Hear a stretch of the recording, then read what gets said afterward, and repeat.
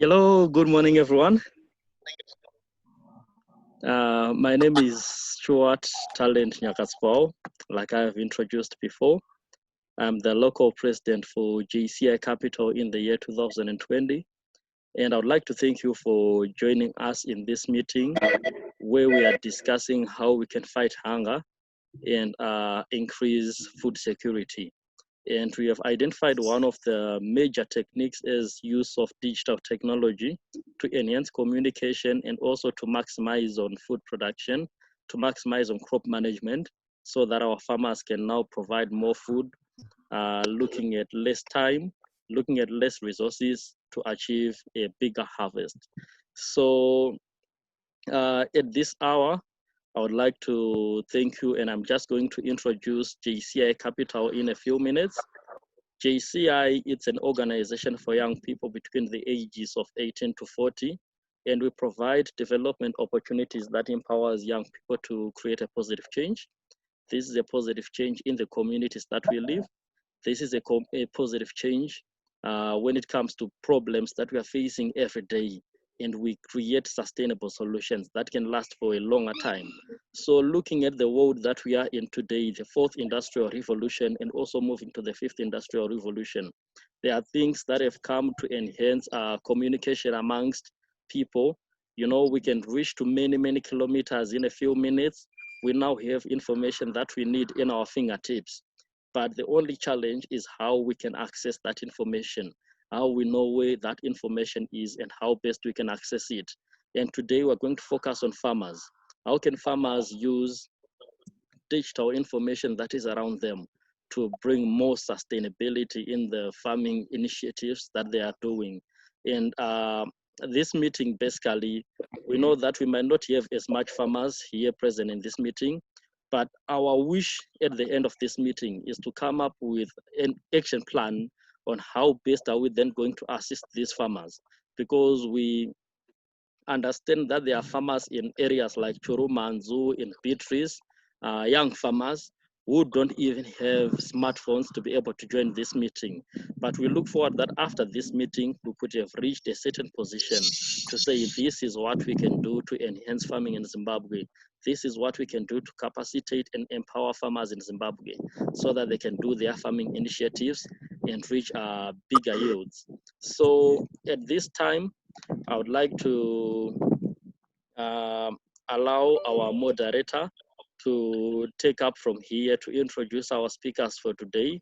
And we are also going to be recording this meeting, and we're going to seek your approvals so that we can also upload on YouTube, we can upload on Facebook, so that many people beyond this meeting today will still have benefits from whatever that we're going to discuss, and it is going to make a positive change in their lives. So at this time, allow me to pass on to Julia Muchuwa. She's the Vice President in charge of community projects, and she's going to pick from now. Thank you very much.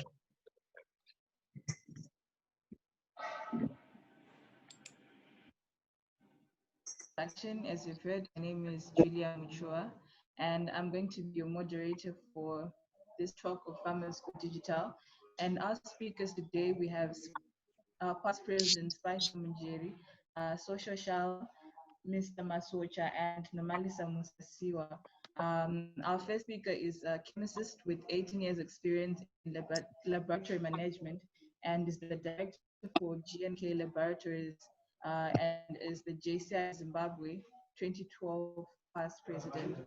Please help me welcome Mr. Spicer Munjeri. I'll allow you to present your presentation. Thank you, Madam, for the introduction. Unfortunately, I wasn't given how much time I'm going to be speaking, so just cut me when I'm going over your time limits. I hope everyone can hear me. Is that so? Yes, sir, we can hear you. Okay, so I'm going to talk about soil analysis for agriculture. For productive farming, farming begins in the laboratory. So we say every farmer should be able to sample and test their soils so that they know how much nutrients are available in their soils. Because the mistake that most of our farmers, especially the indigenous new farmers, they make is they just think that if they see a red soil or a black soil, then they think it is better. And then they just go and plant and buy fertilizers. But we urge people to do soil sampling and analysis so that you'll be able to know how much nutrients are available. Also, soil testing will give you a guide to nutrient management decisions that will be related to, say, manure or sludge applications, because most people are now going organic, so they want to use things like manure, compost. So you need to have the soil tested so that you know the right levels of manure that you are going to do. And you also need the manure to be tested so that you can then do the proper calculations that will be needed. So testing, I can say it is good for one, because it will give you your current pH levels in your soil, because pH has got a very huge bearing on the availability of your nutrients. For example, if you are in Zimbabwe, most of our soils are acidic. That means the pH is below 5 for most of the soils. And if you are going to plant in an acidic soil, your nutrients like your nitrogen, phosphorus, and potassium will be locked in the soil, and it will not be available for uptake by the roots of your plants. So even if you apply fertilizers, those nutrients will remain locked in your soil. That is why pH is very important for farmers to test. So the recommended pH levels in Zimbabwe, they are about 5.5 to about 7. Those are the recommended pH. Then vary depending on the type of crop that you are going to be growing. So like the most common crop, maize, that is grown, it will do well at a pH of 5.5, 6, even at the neutral pH of 7. Then testing is also important for you to know the fertility levels of your principal nutrients. The principal nutrients that we are talking of here are your nitrogen, phosphorus, and potassium. Those are the key for growth of plants. Then the third issue is to know the type and quantity of lime that you're going to use in your soils. Say you have found that your pH is below 5.5.